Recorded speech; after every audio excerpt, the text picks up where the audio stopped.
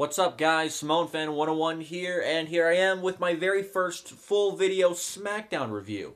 This is going to be the first official Smackdown review that I do. I won't review Smackdown every week. I may, if the matches are really good, I will mention some of them, on my Raw review. But as far, maybe not my Raw review, but I'll just make a short, quick video about it, like the matches you should see. Or something like that. I don't know how I'm going to do that. I'm still figuring that out. But anyways, this week of SmackDown was actually a very good week. There was a lot that happened this week on SmackDown, which is why I'm recording this video. So with that said, here we go. The show started off with a brief Chris Jericho promo, detailing his loss to AJ Styles on Styles' debut singles match against Jericho, which Styles won, which was a big win for Styles. Jericho acted very heelish here.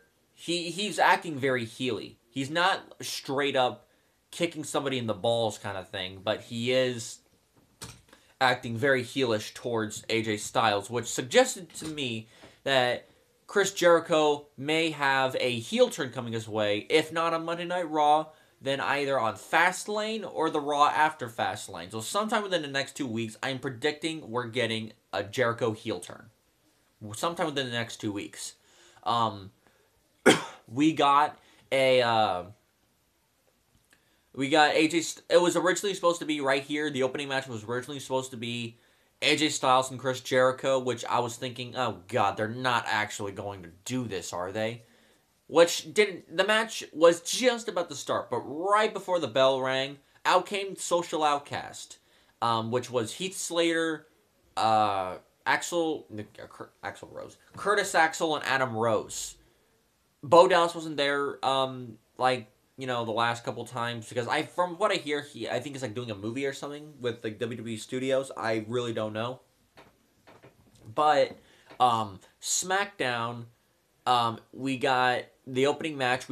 Ended up being Curtis Axel and Adam Rose versus Styles and Jericho. We had ourselves an okay match here, although it wasn't that good of a match. But the point of the match wasn't to be a show-stealing opening tag team match. It was supposed to be setting up more heat for later in the night, because we ended up getting Styles and Jericho as the main event. What ended up happening was, what we got as the finish was Jericho hit the Lion Salt on Adam Rose. Jericho stood up.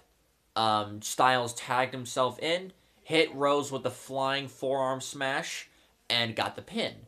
After the match was over and the referee raised both their hands, Jericho gave Styles a code breaker, which was to set up more heat on himself and for the match later on in the night. They did a good job building it up a little bit more here. They made SmackDown feel very important, and recently, since it's been on the USA Network, they've been making SmackDown very important. Now, are they going to stay important? My answer is absolutely not. I don't know how long it may take, but this is going to be like what they did with Superstars, with Main Event, where it starts off important, we get a few title changes and a few big names in important matches, but what we end up getting instead is where all the mid to low card guys go to wrestle because they can't make it on Monday Night Raw, despite it being 3 freaking hours. Yeah, and we thought we might get more wrestling on 3 hours. Bullcrap. Anyways. Next, we got a Dudley Boys promo. Now, Monday Night Raw, I already said this in my review, but I'll mention it again. Monday Night Raw, Dudley Boys turned heel on the Usos after an 8-man tag team tables match, which pitted the Dudley Boys and the Usos against New Day and a mystery partner, which ended up being Mark Henry, and he walked out like a minute later. So, that was useless. Either way, after the match was over, Dudley Boys put both the Usos through tables, or at least one of the Usos through a table, and turned heel in the process. It was random as hell, but I think Dudley Boys needed it, especially since, ever since I think it was like October, November of last year, they haven't been doing anything. They've been wrestling on the pre-show matches. And they were busy putting over the Wyatt family at TLC in the next coming weeks. Especially that great street fight that the Dudley Boys, Rhino, and Tommy Dreamer had against the Wyatt family. Okay, I'm getting ahead of myself here. What ended up happening was there was a bunch of tables surrounding the ring, and there was one table, I believe, that was in the ring. Bubba Ray Dudley and Devon Dudley came out. Bubba Ray looking a lot like his Bully Ray character from TNA.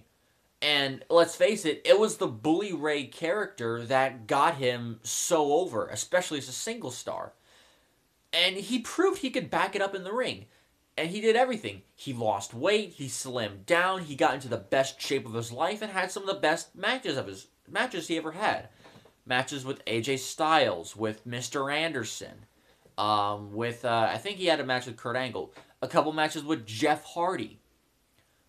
He was on a roll. He was on a big time roll, and here's a guy who obviously deserves to be a singles wrestler, because I think he would fit so well into the role. I'm not saying he's gonna be WWE champion or even a contender. Maybe a contender. That would be awesome. But he has potential for a good singles run. Especially at his age, they need to pounce on it, because he's in his early 40s. And you know, most people by their early 40s can't wrestle like they used to. In fact, they're probably already broken down. Maybe Bubba is taking, DDP yoga. We know Jericho is, which is why he's been able to wrestle as long as he has. We know Styles is, which is why that brief back injury he had back in November didn't really faze him all that much when he faced Jay Lethal the month after, and Shinsuke Nakamura just last month. And also Zack Sabre Jr. Okay. Gotta stop rambling, but I can't help myself. I'm like the Saw monster. Anyways, they had a really good promo here. Especially, Devon did well. He carried himself well on the mic, but Bully Ray was just awesome on the mic. The promo was basically about, ever since they came back, they were just the nostalgic act. They were there for nostalgia and nothing more. And all the people wanted for them to do was to put them through tables. With Bubba Ray saying that, hey, tables didn't win us 9 WWE Tag Team Championships. You guys never chanted for Bubba Ray. You guys never chanted for Devon. All you chanted for was get the tables. And the segment ended when Bubba... I keep saying Bully Ray, but because he's acting so much like Bully Ray. His Bully Ray character from TNA. Bubba Ray asked the stagehands, asked people at ringside to take away all the tables, saying that they're never going to see the tables again. Bubba Ray and Devon went to both sides of the one table that was in the ring, saying that this is the last time people are going to see this. After this, no more. He said, Devon, get the... And then he just dropped the mic. He didn't even say table. And then they took the table away. So, I guess the lesson that New Day was been teaching is good. Save the tables. So, yeah. This was a very, very good segment. A very good promo. Anybody who loved Bully Ray's character in TNA needs to watch this segment, because they'll be thoroughly entertained and for the WWE casual fans, thoroughly surprised how good Bubba Ray can do on his own. I gotta stop saying Bully Ray. I can't help myself. He's so much like Bully Ray now that I just want to call him Bully Ray. It's just, I'm sorry. I can't help it. I will try my best to keep saying Bubba Ray, because he's still called Bubba Ray Dudley. Next, we got a match between Sasha Banks and Naomi. Surprisingly, I didn't think of much of it. When I heard it was announced, I'm like, oh man, It's going to be a quick 3-minute extended squash. But, in fact, these women were given about 13 and a half minutes of time and actually had a good match. Considering it's Sasha Banks, I'm not surprised. But it was a very good match here. Not a very good match, just a solid, good match here. Naomi carried herself well. Becky Lynch was on commentary. And again, like I was saying with EC3 on my TNA Impact review, she's consistent. She's not buddy friends with Sasha Banks.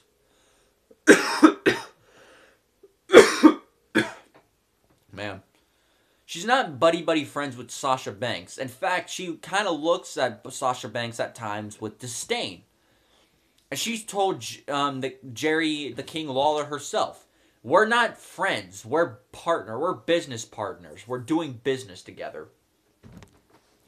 That doesn't mean I have to like her, which I actually loved. I loved how they're setting up this feud between Sasha and Becky, and hopefully Charlotte with the Divas title on the line at WrestleMania. I'm predicting that we're getting a triple threat match because we're getting a tag team match at Fastlane between Naomi and Tamina against Sasha and Becky. My guess is after the match is over, which the winners are, I'll get to my predictions the day of the pay-per-view. I predict that, Sasha, attacks Becky. But anyways, after the match is over, regardless who the winner is. But it was a really good match. It was a good match. Naomi carried herself well. The match ended when Becky went to attack Tamina. Tamina threw her aside. Sasha attacked Tamina, threw her on the chair, and kicked her, basically turning her inside out when she kicked Tamina while she was on the chair, and then she flipped over the chair and was laying on the ground. Naomi went for the roll-up pin. Sasha countered into the bank statement, and Naomi tapped out. Your winner is Sasha Banks. Good match here. I suggest you watch it. This proves that not just the 4 horsewomen plus Natalya and Paige are bad, or are good. Naomi is good too. In fact, right now I will name which female wrestlers kind of stink on the main roster. Brie Bella, Alicia Fox, Lana and Summer Rae are not wrestling, so I'm not going to count them. So Brie Bella, Alicia Fox, Tamina, and I guess as of NXT, Cameron. WWE needs to get rid of those women, bring up some new ones. Bring up Emma. Emma and Dana Brooke, I think, at least Emma is ready. Emma's been ready. Dana Brooke does need more time, but Emma, I think, is ready to go to the main roster. She can work double duty, just not wrestle so much on NXT. And this time, bring her heel character into the mix. They've done it before when they brought an NXT person up to the main roster and have the person be a bodyguard. You may remember him as Big E, or Big E Langston as he was called. He was a former NXT champion. And keep in mind, Big E made his debut after TLC 2012 in December 2012. Big E didn't win the NXT championship till about a month later. So keep that in mind. It was as far as the other women go, just keep them on NXT. But the women I named earlier, get rid of them. All they're doing is making WWE a shitty product. Although I'm gonna say the reason why Alicia Fox, Alicia Fox, Brie Bella, and I forget who else. Whoever the hell I mentioned earlier, I don't care. Oh yeah, Alicia Fox, Brie Bella, and Tamina. The only reason why 2 of those women have a job probably is because they're on Total Divas. And you're on Total Divas, you get ratings. Fuck you. Okay, I rambled on long enough. Next one. We had another Wyatt family promo. You know, same old shtick. The only reason why I mentioned this is because I heard a joke online saying that the Wyatt family should just come out and AJ Styles' Evil Ways theme that he had briefly in 2013 when he was a heel and with the Lone Wolf character. So yeah, just another Wyatt promo. You know, disturbing, cool, but we all know what's going to happen in the end. He's going to get destroyed by Brock Lesnar at WrestleMania. Next, another match I'll get through very quickly. It's a 6-man tag team match. Yeah, we've been waiting. It's been a while since WWE did this. And again, it's just 6 guys thrown together. Although, it actually makes sense this time. We had the team of Stardust and the Ascension, also known as Cosmic Wasteland, going up against the team of Neville, Kalisto, and Sin Cara, the Lucha Dragons. What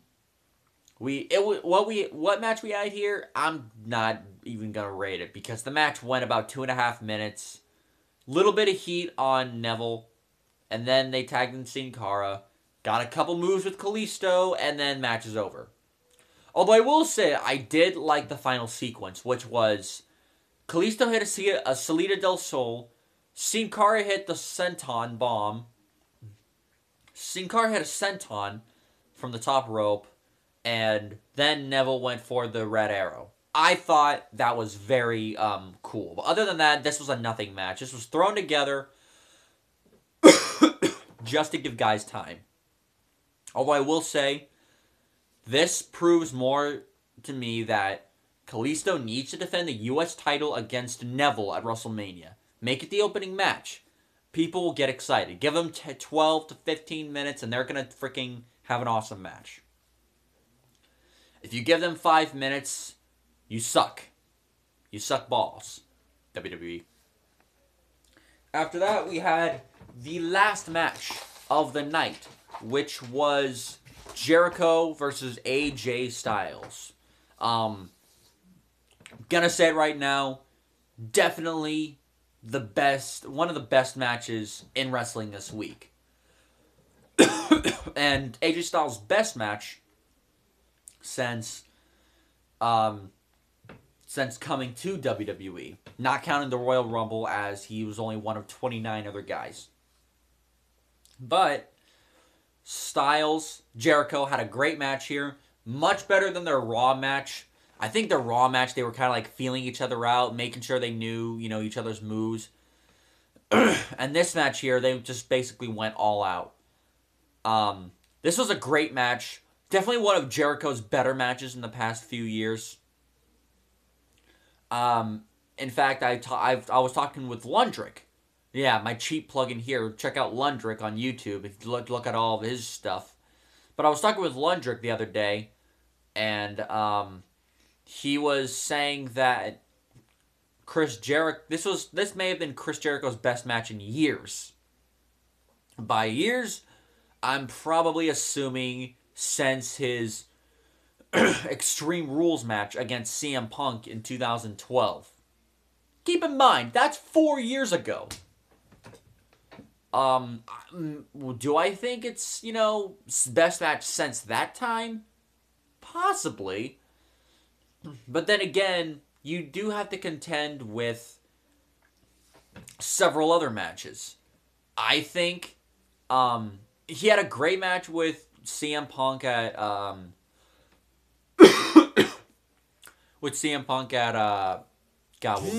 Payback 2013. Had a great match with RVD on Raw. Had a great match with Randy Orton at Night of Champions last year. No, 2 years ago, 2014.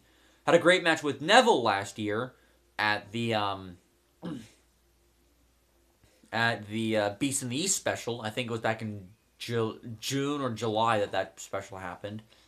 So, and this was another great match here. So, I think it's maybe the best match since his third match with CM Punk on pay-per-view.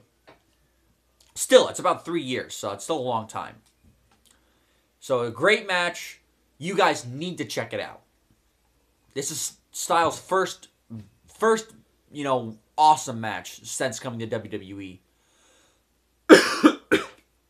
Jericho won after a lot of, about 15 and a half minutes given time, Jericho Irish whipped Styles into the corner. Immediately after Styles came out of the corner, it gave him a code breaker. 1, 2, 3, Jericho's the winner. So I'm predicting we're getting a third match at Fastlane where Styles probably wins and Jericho turns heel.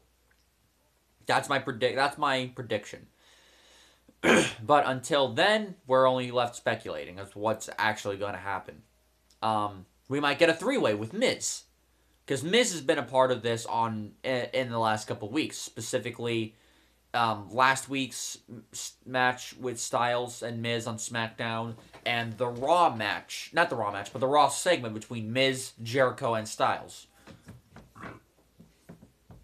So maybe we'll get a triple threat. I don't know. But anyways, I hope you like this review, guys. It's a really good show. Check it out if you haven't already. Probably check it out online. If anything, watch the Dudley Boys promo and watch the Styles Jericho main event. So until then, guys, like, comment, subscribe, share with your friends, tell other wrestling YouTubers about this. Until then, guys, see ya.